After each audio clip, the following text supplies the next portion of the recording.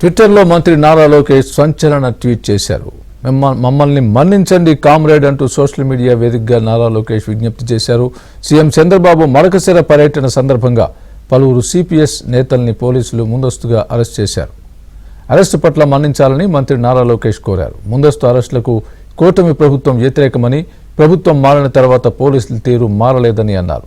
అప్రజాస్వామిక అరెస్టులు పునరావృతం కానివ్వమని, ప్రజాస్వామ్యంలో నిరసన తెలిపే హక్కులను కాపాడుతామని అన్నారు.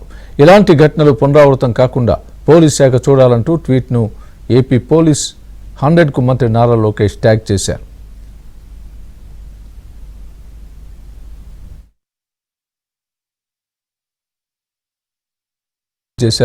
సీఎం చంద్రబాబు మడకశిర పర్యటన సందర్భంగా పలువురు సిపిఎస్ నేతల్ని పోలీసులు ముందస్తుగా అరెస్ట్ చేశారు.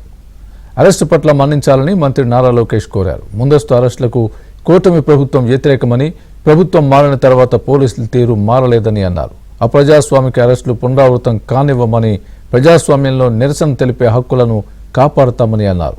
ఇలాంటి ఘటనలు పునరావృతం కాకుండా పోలీస్ శాఖ చూడాలంటూ ట్వీట్ను ఏపీ పోలీస్ 100కు మంత్రి నారా లోకేష్ ట్యాగ్ చేశారు.